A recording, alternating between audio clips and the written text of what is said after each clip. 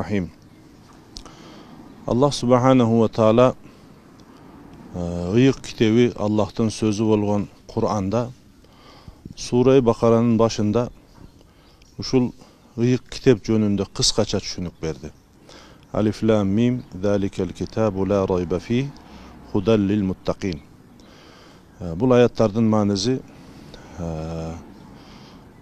bu kitap hiç şek yok, gümün kılıp bolboy turgan Allah'tan sözü, andagı bardık aytılgan söz çındık. Andan keyin Allah Taala hudal lil muttaqin, takvalılar üçün hidayet, tuğra jol kitap. Andan keyin Allah Taala 5 ayatda oşol takvalılardan sıfatını aytты. Bu 5 ayattan keyin 2 ayatda kafirlardan sıfatını aytты. Kafirlar var. Alardı korkutsaң da korkutpasaң da baribir imanга gelbeyt. Alardın imandan ümit kılıştın paydası yok. Alar üçün Allah Taala öte uluu azaptardı dayardap koygan. Alardın jürөгün, alardın közün, alardın kulagın Allah Taala möörlöp koygan deydi. Göstörü göröt, birok çındıkты görбейт, hakikatты görбейт. Kulaktar ugat, birok çındıkты kabul kılбайт. Jüröktörü sogot, birok çındıkты, jakşılıkты kabul kılбайт. Bu kafirlar üçün aytıldı. Şul ele jerde bundan keyinki ayatda Allah Taala iki yüzdүүлөрдү, munafıktardı sıpattaş üçün uşunday uluu zat bütün alamdardın Rabbisi 13 ayat keltirdi. Mumundardı sıpattaş üçün 5 ayat yetiştүү boldu. Kafirlardı sıpattaş üçün 2 ayat yetiştүү boldu. Munafıktı iki yüzdүүnü sıpattaş üçün Allah 13 ayatta bayan kıldı. Bul degeni iki yüzdүүлүгүн bilip alış kıyın eken da. Oşon üçün Allah Taala bayan kıldı. Peygamberimiz sallallahu aleyhi ve sellem berekeli hadisinde aytat, munafıktın iki yüzdүүnün 3 sıfatı var. Birincisi süylөгөндө жалган süyleyt. Ekincisi uwada kılıp hiç kaçan uwadasını atkarbайт. Üçüncüsü amanatка kıyanat kılат.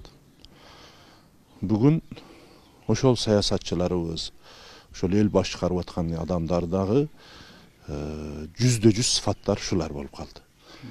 El aldına çıkkanda жалган süyleyt. Şaylonun aldında көп uwadalardı beret, birok birinde atkarbайт. Munu televideneden tınbay berip atat. Bunday uwadalar bergen, birinde atkargan jok dep. Amanatка kıyanat kılat degenimiz oşol oturgan kızmattары, депутаттык креслобу, жандан жогору, андан ылдыйбы, шаарлык, областтык жетекчиликпи. Бул отурган орундары бардыгы аманат. Ата бабасынан мураска алган эмес. Мен ойлойм, баласына да мураска калтыра албайт. Аманат болгондон кийин аманатты кыргызда жакшы макал бар, ээзи келсе бейизин бер дейт. Демек ошол аманатты аманат билип, ошол жерге өзүн байытыш үчүн, же болбосо жакшы жашоо өзүндө жакшы жашаш үчүн, же болбосо бала чакасын бир эркелетип ойнотуш үчүн берилген кызмат эмес ал. Пайгамбарыбыз саллаллаху алейхи ва саллям айтат: "Саййидул кауми хадимухум", элдин башчысы ошол элдин кызматчысы болуш керек дейт. Бул шарият бул дин бул. Мына шун мындан 1400 жыл мурда пайгамбарыбыз айтып кетти. Демек коомдун башчысы элдин кызматчысы болуш керек. Пайгамбарыбыздан сурашты: "Я Расулулла, адамдар, мумундар кызганчак болобу, бакыл болобу?" деди. Пайгамбарыбыз: "Болот. Кээ бир дүйнө маталарында, акырет иштеринде кызганат" дейт. Пайгамбарыбыз саллаллаху алейхи ва салламдан сурашты: "Мумундар коркок болобу?" Коркок болот. Мумундар Аллахтын каарынан коркот, Аллах Тааланын рахматынан ажырап калыштан коркот. Мумундар тозоктон коркот, азаптан коркот. Мумундар коркок болот. Пайгамбарыбыздан сурашты: "Мумун жалган сүйлөйбү?" Пайгамбарыбыз: "Жок" деди. Мумун жалган сүйлөбөйт. Жалганчы менин үммөтүм эмес деди. Ал намаз окуза, ал орозо кармаза, ал башка кылса, ажыга барса, зекет берсе, канча жакшылык кылбасын, эгер жалган сүйлөсө кабыл болбойт. Пайдасы жок. Ошон үчүн жалганчылык бул шайтандан. Аллах жараткан махлуктардын эң биринчи жалганчысы, жалган сүйлөгөн махлук шайтан алейхиллана.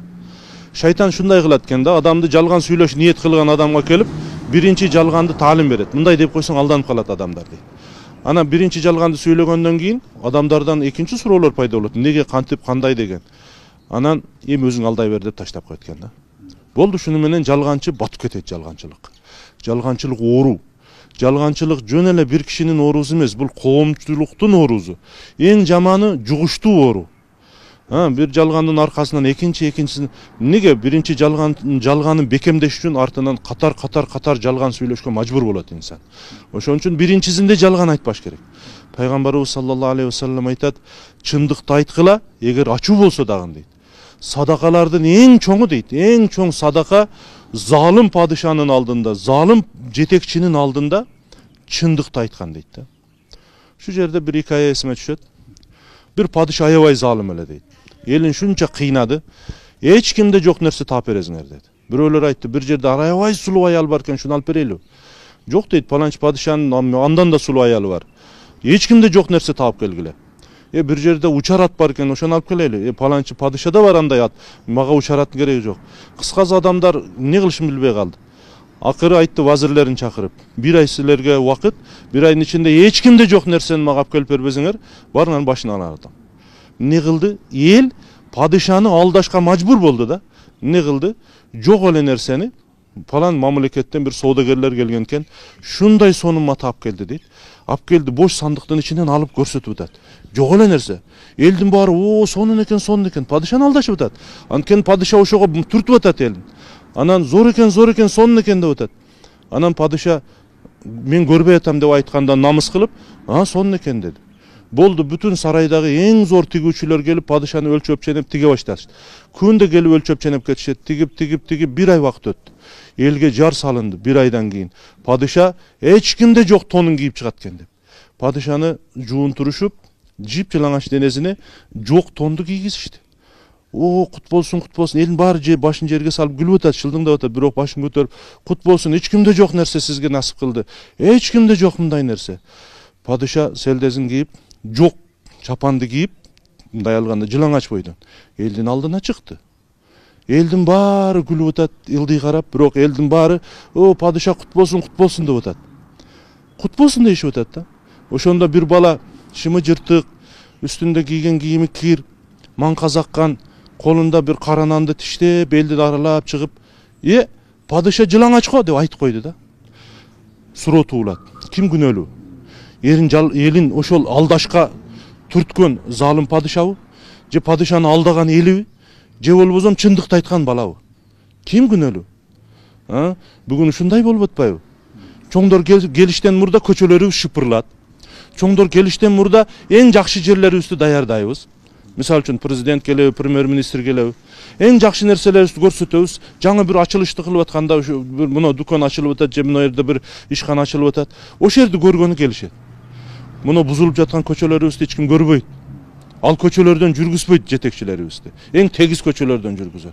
Тешилип аткан сууларыбызды бирөө көрбөйт.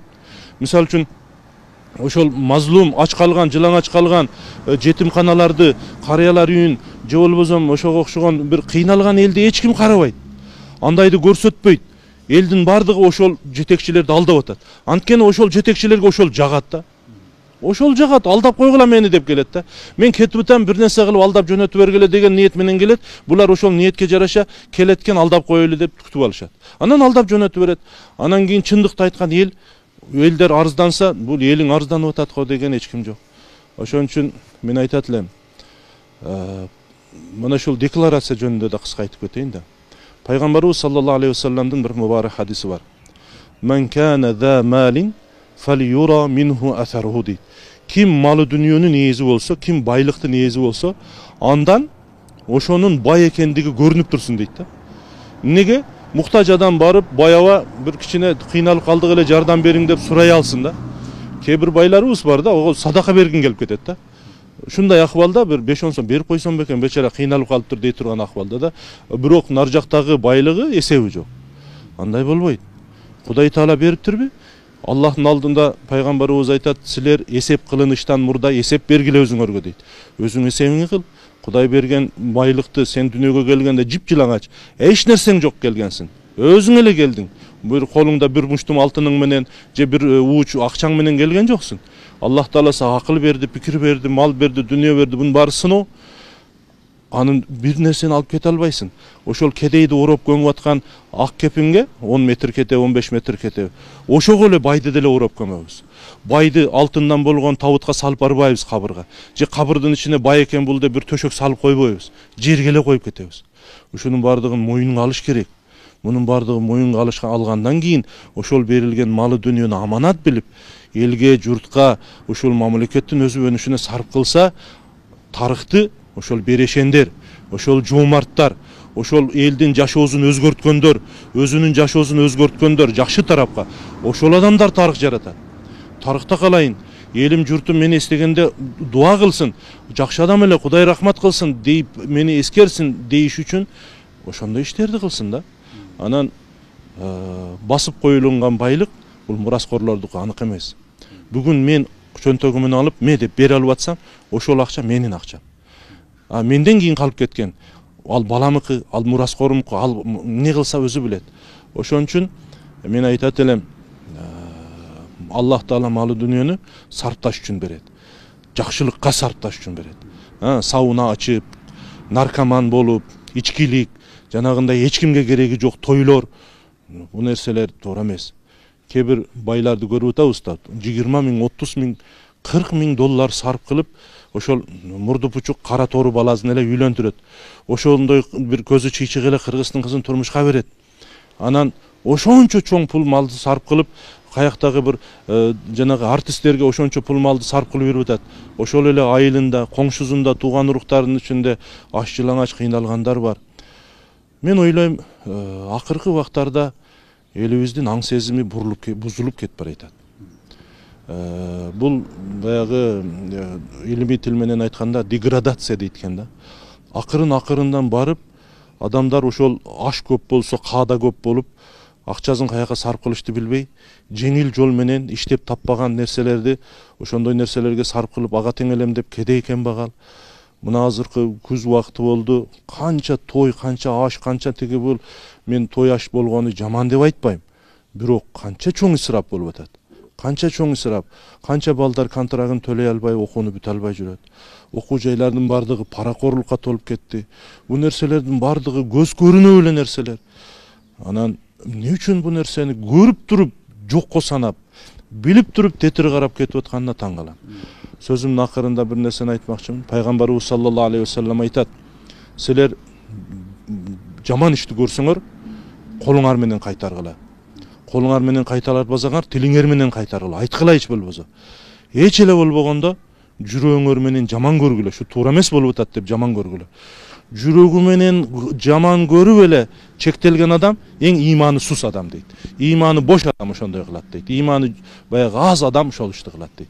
Демек, бүгүн мен мусулмандарга кайрылып кетет элем. Жүрөк менен эле жаман көрүп кое турган заман өтүп кетти. Биз иманыбыз күчөйдү деп ойлойм.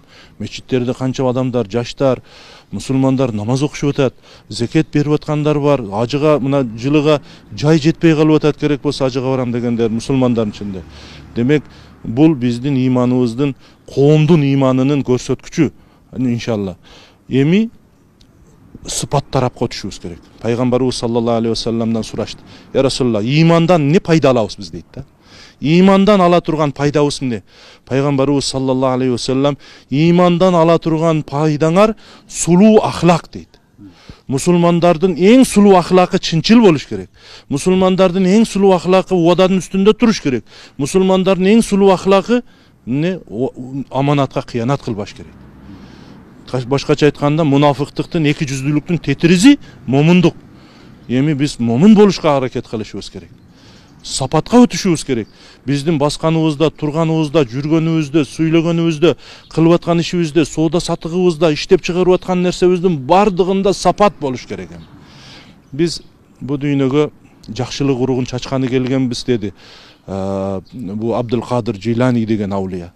Мухаммад алейхиссаламдын үммөтү жакшылык уругуну чачканы келген. Анан биз тестиринче жанагындай мунафыктын сыпатына ээ болуп кете турган болсок, Аллах сактасын. Дүйнөдө биздин жашообуз биз өзүбүздү өзгөртмөйүнчө Аллах Таала силердин жашооңарды өзгөртүрбөйм деген убадасы бар. Бул Аллахтын убадасы. Аллах эч качан убадасына тескери иш кылбайт.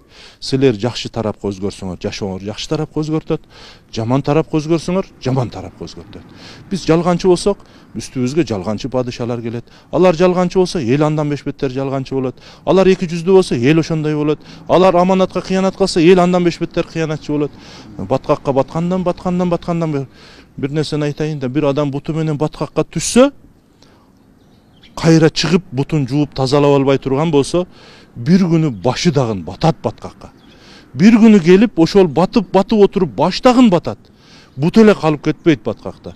Бул дегени элде акыбалы чатак боло турган болсо, өйдө жактагылар сактанып калбайт. Ошол элди чыгарып алмай, баткактан чыгарып алмай. Аллах хидаят берсин бардыгыбызга.